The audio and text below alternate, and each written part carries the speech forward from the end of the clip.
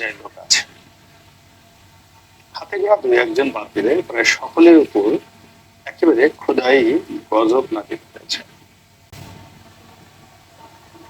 তারা বেশিরভাগই পলাতক। কোন বাড়ির দরজা তাদের জন্য এখন কেউ আর খুলছে না। এমনকি তাদের যারা একান্ত আপনজন, সহানুধ্যায়ী, বন্ধু বান্ধব, নিকটাত্মীয়, তারাও যদি শোনেন যে কোন আওয়ামী লীগের নেতা তাদের বাড়িতে আসতে চাচ্ছেন, একবেলা ডাল ভাত খেতে চাচ্ছেন, 2-4 দিন পালিয়ে থাকার চেষ্টা করছেন, ওই পরিবারে সমস্ত সুখ এবং শান্তি মুহূর্তের মধ্যে উড়ে যায়। তারা আতঙ্কগ্রস্ত হয়ে পড়ে এবং দরাজ দিলে তাদের সেই নিকট আত্মীয়কে তারা আশ্রয় দিলে, এরকম অবস্থায় আমাদের এই সমাজের এখন কোন মানুষের নেই। এই জমি কিভাবে যে মানুষের জন্য সংকুচিত হয়ে যায়, এই 2024 সনের আগস্ট সেপ্টেম্বর না আসলে আমরা হয়তো এই জিনিসটি বুঝতেও পারতাম না, দেখতেও পারতাম না। যে জিনিসগুলো শোনা যাচ্ছে যে আওয়ামী লীগের অনেক শীর্ষ নেতা, বিভিন্ন দালাল, বিভিন্ন ফড়িয়া, তারপরে বিভিন্ন আইন শৃঙ্খলা রক্ষাকারী বাহিনীর যারা এজেন্ট রয়েছেন, সোর্স রয়েছেন, তাদের মাধ্যমে সীমান্ত পাড়ি দিয়ে ভারতে কিংবা মায়ানমারে, মানে রোহিঙ্গারা যেভাবে আমাদের দেশে আসছে, একই প্রক্রিয়াতে তারা পার হয়ে রোহিঙ্গা রাজ্যে ঢোকার জন্য অনেক আওয়ামী লীগের নেতা বনে জঙ্গলে পালিয়ে বেড়াচ্ছে। এবং তাদের এই পালানোটা কতটা নির্মম হতে পারে এবং কতটা নিষ্ঠুর হতে পারে, দুটো উদাহরণ আমরা ইতিমধ্যে দেখেছি। সাবেক বিচারপতি শামসুদ্দিন চৌধুরী মানিক, তিনি যেভাবে ধরা পড়েছেন, তার গলায় গামছা বেঁধে যেভাবে তাকে চড় থাপ্পড় মারা হয়েছে, যেভাবে তাকে পিটিয়ে কলার পাতার উপর শুয়ে রাখা হয়েছে, যেভাবে তাকে দেয় মানে লাথি মেরে তার অন্ডকোষ ফাটিয়ে ফেলা হয়েছে, এই দৃশ্য কল্পনাই করা যায় না। এই লোকটির দ্বারা যারা নির্যাতিত হয়েছেন, অপমানিত হয়েছেন, বড় বড় মানুষ, তিনি হাইকোর্টে নিয়ে দাঁড় করিয়ে রাখতেন, যাচ্ছে তাই ভাষায় গালাগাল করতেন, বিশ্রী ভাষা অপমান করতেন। তার নির্যাতনের কবলে পড়ে বহু বহু সম্মানিত মানুষ পেশা ছেড়ে দিয়েছে, অনেকে লেখা ছেড়ে দিয়েছেন, অনেকে নকশ ছেড়ে দিয়েছেন, অনেকে রাজনীতি ছেড়ে দিয়েছেন।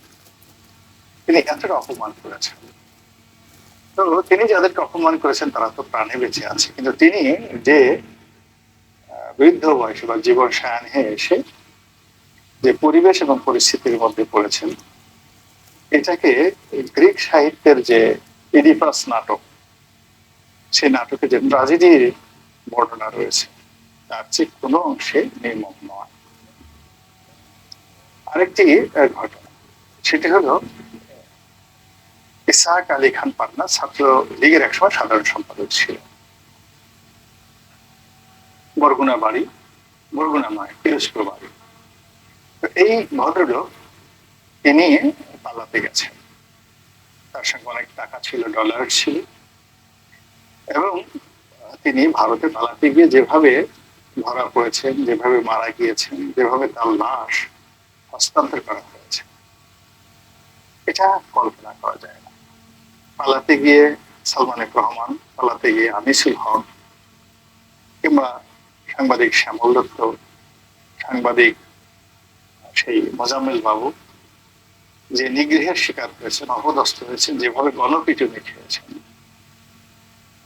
এই দৃশ্যের মধ্যে আল্লাহ রাব্বুল আলামিন দুরাচার দুর্বৃত্তদের উপর যে কি জুলুম, মানে কি পরিমাণ গজব নাজিল করতে পারেন, তা এই আওয়ামী লীগের এই নেতাদের না দেখলে বোঝা যাবে না।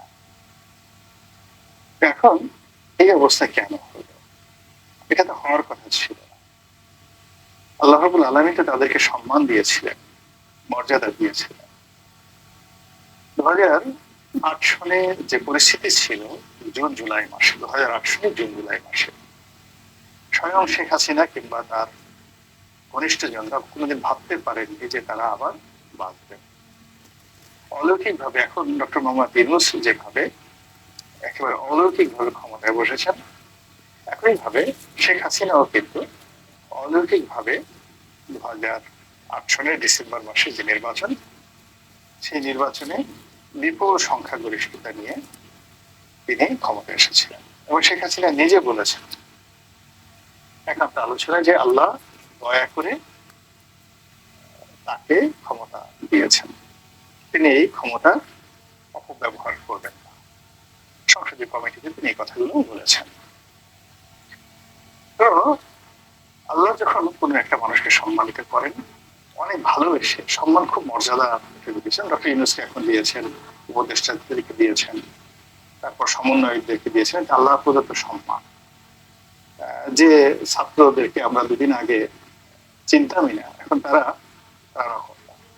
অনেক বড় বড় ডিসিএসপি তাদেরকে স্যার ডাকে। এই সম্মান আল্লাহ কর্তৃক প্রদত্ত। যখন আল্লাহ কাউকে সম্মান দেন, মর্যাদা দেন, ও আল্লাহ নিয়ামতের অম্বিকা হাদিস, এই নিয়ামতের প্রশংসা করতে হয়। এবং সম্মানের মর্যাদা যদি আপনি না রাখতে পারেন, অর্থাৎ চরিত্র যদি আপনি ঠিক রাখতে না পারেন, তাহলে আপনি অবশ্যই অবশ্যই বেইজ্জতির শিকার হবেন। তো মানুষ কে যখন আল্লাহ সম্মান দেন, অনেক ভালোবেসে, অনেক আদর করে সম্মানটা দেন, এবং সেই মানুষটিকে যখন আবার আল্লাহ রাব্বুল আলামিন তার সম্মানটিকে কেড়ে নেন বিক্ষুব্ধ হয়ে, তখন আল্লাহ কতটা কষ্ট পান একটা ছোট্ট উদাহরণ।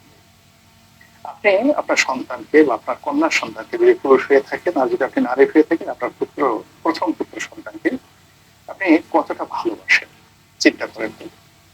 সেই সন্তানকে আপনি এটা সম্মানীয় একটা জিনিস দিলেন, পদ পদবী বা একটা উপহার দিলেন, কিন্তু পরবর্তীতে সন্তানের ব্যবহারে আপনি এতটা বিক্ষুব্ধ হলেন যে ওটা আপনি আবার তার কাছ থেকে কেড়ে নিলেন। এখন পিতা হিসেবে আপনি চিন্তা করুন যে আপনি যেটা কেড়ে নিলেন, আপনার সন্তান যতটা না কষ্ট পেল, তার সে কত গুণ কষ্ট আপনি পেলেন। আপনার যদি সন্তানকে অপদস্থ করার ইচ্ছা থাকতো, আপনি তাকে উপহার দিতেন না,